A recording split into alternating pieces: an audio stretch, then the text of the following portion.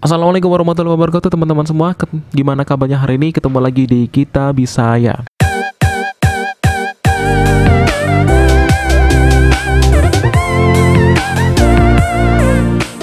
Baik teman-teman semua, sesuai dengan janji saya bahwa kita akan meneruskan ke setelah yang kemarin adalah FR khusus guru ya. Sekarang kita masuk ke khusus untuk PGSD teman-teman. Nah, sebelum masuk ke pembahasan, alangkah lebih baiknya kalian harus atur dulu untuk pengaturan video YouTube-nya supaya nanti nggak ngeblur ya teman-teman ya. Kayak gini caranya. Jadi teman-teman ketika sudah masuk ke YouTube, jadi klik tanda titik 3 yang di sampingnya silang ini ya, kemudian pilih kualitas video. Nah, setelah masuk ke kualitas video nanti akan muncul 144, 240, 360, 480 dan 720. Nah, silakan teman-teman pilih yang 360, 480 atau 720 supaya biasa kelihatan jelas ya. Oke, setelah teman-teman ngatur kayak gitu, langsung aja klik tombol subscribe, juga klik tombol loncengnya teman-teman ya. Dan juga jangan lupa untuk share ke teman-teman kalian kalau memang video ini bermanfaat ya teman-teman ya. Karena ini saya ambil adalah dari sesi pertama dan sesi kedua ya, dari tanggal 1 sampai tanggal 4 September kemarin teman-teman ya. Oke, kita langsung aja teman-teman ya, siap-siap ya untuk guru SD dan PGC teman-teman. Jadi di sini untuk yang FR PGC yang sebelumnya silakan tambahkan aja, tapi ini adalah yang terbaru, sangat terbaru. Untuk FRPGC yang pertama adalah instrumen dan bentuk penilaian tuh bagaimana. Ini saya campur antara kompetensi pedagogi dan juga kompetensi profesional teman-teman. Silakan kalian pilih sendiri. Yang kedua adalah penyusunan prota, promes, dan silabus dan juga RPP. Ini udah kemarin saya sebutin di video sebelumnya ya. Silakan Anda lihat di playlist. Kemudian atau di deskripsi juga ada, nanti saya kasih linknya juga. Kemudian yang ketiga adalah komponen-komponen untuk prota, promes, dan silabus dan juga RPP apa aja teman-teman ya. Jadi komponen-komponennya, bagian-bagiannya. Kemudian ini juga menentukan tema dalam cerita. Nah, ini udah masuk kompetensi profesional nih. Kemudian perkalian pecahan tuh apa aja. Kemudian gaya, usaha, energi kinetik, potensial mekanik. Ini sama seperti tahun 2018 keluar lagi. Kemudian otot pernafasan ya, ada di otot diafragma dan juga otot perut dan segala macam. Oke, lanjut ya teman-teman ya. Nah, ini kemarin yang saya sudah sebutkan juga, tapi saya ulangi lagi di sini. Langkah-langkah penyusunan program semester teman-teman ya. Jadi yang pertama menghitung jumlah minggu kalender dalam setiap semester. Kemudian menghitung jumlah efektif tidak efektif, jumlah minggu tidak efektif dalam satu semester. Kemudian menghitung jumlah minggu efektif dalam satu semester. Kemudian menghitung jam tidak efektif dalam satu semester. Kemudian menghitung jam efektif dalam satu semester untuk semua mata pelajaran tematik teman-teman ya. Ini SD sih soalnya. Kemudian menjabarkan jam efektif untuk setiap kompetensi dasar itu bagaimana. Kemudian mengurutkan kompetensi dasar pada setiap kompetensi itu apa. Kemudian menuangkan hasil analisis ke format program semester itu bagaimana. Nah, silakan pelajari lagi ya. Kemudian menelaah kalender pendidikan dan ciri khas sekolah atau madrasah berdasarkan kebutuhan tingkat satuan pendidikan. Kemudian menandai hari-hari libur, kemudian permulaan awal tahun pelajaran, kemudian minggu efektif, dan juga waktu pembelajaran efektif itu per minggunya bagaimana. Kemudian ini masih masih program semester tadi ya teman-teman ya. Kemudian menghitung jumlah efektif setiap bulannya dan juga semester dalam satu tahun. Kemudian memasukkannya dalam format yang tersedia teman-teman. Kemudian mendistribusikan alokasi waktu yang disediakan untuk satu mata pelajaran kelihatannya nih, salah nulisnya, pada setiap KD dan juga topik bahasannya pada minggu efektif. Kemudian sesuai dengan ruang lingkup cakupan materi, tingkat kesulitan materi tersebut. Kemudian serta mempertimbangkan waktu untuk ulangan dan juga review materi bagaimana caranya. Oke, itu ya teman-teman ya. Lanjut.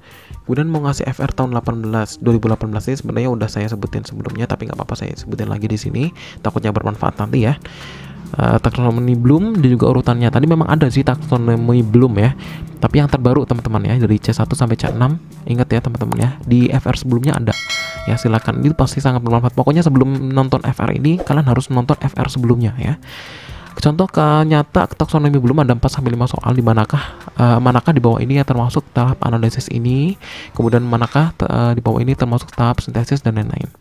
Kemudian yang ketiga, teori perkembangan kognitif Piaget. Nah, tadi juga ada sebenarnya yang di atas ya.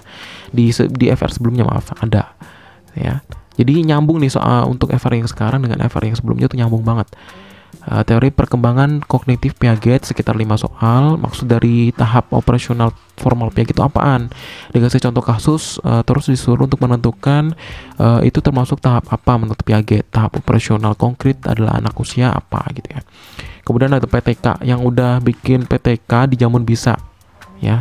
PTK mungkin penelitian tindakan kelas ya maksudnya. Ada 3 soal, sebaiknya berdasarkan apa kita menentukan hipotesis pada PTK. Istilah terbelakang PTK itu apa aja. Kemudian ada juga teori belajar. Tadi sebenarnya di FR sebelumnya nggak ada teori belajar tuh nggak keluar sebenarnya. Ya, teori belajar nggak keluar sebenarnya. Tapi ini disebutkan di tahun 2018 teori belajar konstruktivisme behavioristik itu ada. Kemudian menghitung rata-rata median juga. Kemudian bagian RPP ada 2 soal. Parodi menyampaikan indikator pencapaian kompetensi di awal pembelajaran. Dalam RPP itu termasuk pada bagian apa? Saya menjawab pendahuluan apersepsi. Nah, ini ada nih apersepsi. Kalian lihat ya di situ apersepsi itu apa? Jadi di sini menyampaikan indikator pencapaian kompetensi ya. Kemudian seharusnya kita menyusun RPP berdasarkan apa? Ya otomatis berdasarkan silabus ya. Gitu. Kemudian lanjut ya. Ini FRPGSD yang terbaru nih ya. Banyak banget kasus bermasalah murid ya, permasalahan murid dan juga kelas. Intinya solusinya tuh apa? Kemudian RPP silabus tuh ada, harus hafal materi jawaban dan mengecol mengecol tuh apaan, bahasa apa nih ya mengecol, dan hots banget ya. Nah silakan ya, ini udah harus benar-benar matang nih. Kemudian indikator dan KI dan juga KD ini juga apa.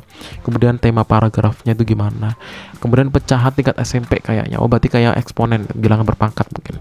Kemudian ada gaya sama tata surya tuh keluar lagi ini ya. Silakan Anda lihat FR PGC yang banyak banget udah saya buat nih, silakan Anda lihat ya. Kemudian PTK juga ada, kemudian kapal berlayar. Mungkin ini pakai kapal berlayar ini mungkin masuk ke soal IPA ataupun matematika ya, nggak tahu nih. Kemudian media, model metode pertanyaan kasus. Nah media nih, kita tanya tentang media, model dan metode itu pertanyaan bentuk-bentuk kasus. Nah ingat ya. Kemudian hampir rata-rata pedagogik ya, nah teman-teman ya. Hampir rata-rata pedagogik itu gimana nih? Pedagogik itu kan banyak ya tentang pedagogik. Kemudian dapat sejarah 2 soal kayaknya tentang Bung Karno. Nah ini mungkin Bung Karno mungkin jadi ketua PPKI ataupun mungkin perannya ya kan. Silakan Anda pelajari tentang Bung Karno, sejarah tentang Bung Karno. Kemudian pasal dan implementasi Pancasila gak nemu. Oh berarti tentang masalah implementasi Pancasila nggak ada yang keluar kalau di sini loh ya, kita nggak tahu. Oke lanjut. Contoh di kelas ada 30 siswa, ada 3 orang berkebutuhan khusus. Gimana cara kita menyikapi dan bagaimana cara kita menyampaikan materi yang itu berkebalikan dengan siswa berkebutuhan normal. Nah ini ya, jadi teman-teman harus mencari solusi, istilahnya solusi untuk mencari bagaimana nih kalau ada yang memiliki kebutuhan khusus di kelas. Kemudian ada juga jika ada kasus ini apa, oh maksudnya kasus-kasus di atas nih ya, maka siswa dilayani sesuai dengan kebutuhannya. Nah ini sesuai, oh ini maksudnya jawaban dari ini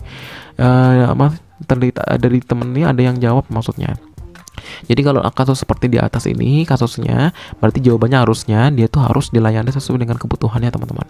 Karena ada undang-undangnya tentang layanan disabilitas nomor 8 tahun 2016. Jadi persamaan hak dalam pendidikan sekarang sudah banyak sekolah inklusif, tidak hanya sekolah khusus untuk SLB.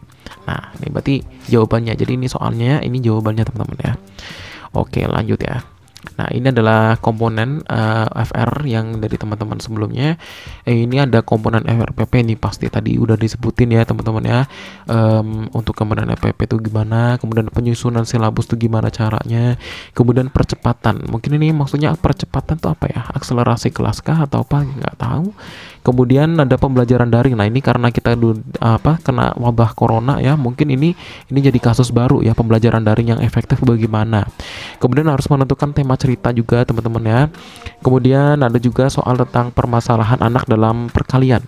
Nah mungkin ada anak yang dia kurang dalam bentuk kognitifnya dalam bentuk soal perkalian, kemudian bagaimana cara menanganinya. Kemudian instrumen penilaian. Nah ini tadi sudah disebutkan sebelumnya bahwa penilaian itu banyak ya. Ada penilaian autentik, ada penilaian proyek dan segala macam lah. Ini nanti kalian harus pahami instrumen penilaiannya apa aja. Kemudian energi kinetik, energi potensial dan juga mekanik nih keluar lagi nih ya. Keluar lagi. Kemudian prota dan promes ini sangat ini ya teman-teman ya. Buat teman-teman yang mungkin masih belum pernah membuat prota dan promes ya secara garis besar ataupun secara formalitas, ini penting banget dipelajari lagi ya. Kemudian ada gerak pasif. Nah, ini gerak pasif maksudnya apa ya? Nggak paham juga nih gerak pasif. Ini pelajaran IPA kalau saya lah. Kemudian alat 11 itu difusi dan inflasi atau inflasi ya di sini. Oke, silakan Anda pelajari. Kemudian median juga keluar lagi. Kemudian ada juga parafrase ini masuk ke kompetensi profesional bahasa Indonesia. Kemudian bentuk karangan ya, ada karangan apa. Kemudian ada latar cerita, latarnya bagaimana. Kemudian waktu berpas-pasan, ya, silakan Anda pelajari di matematika.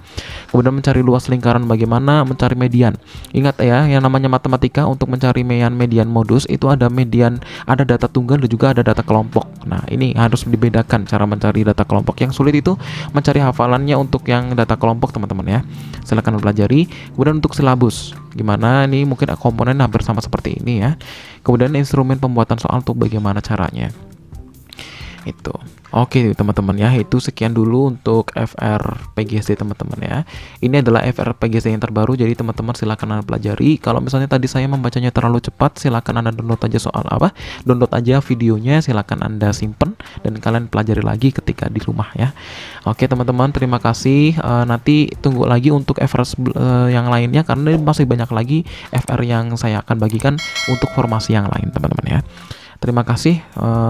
Buat teman-teman yang belum klik tombol subscribe, silahkan klik tombol subscribe-nya terlebih dahulu sebagai bentuk terima kasih aja lah ya untuk mendukung channel ini semakin berkembang. Terima kasih, ketemu lagi di video selanjutnya. Semoga sukses. Assalamualaikum warahmatullahi wabarakatuh.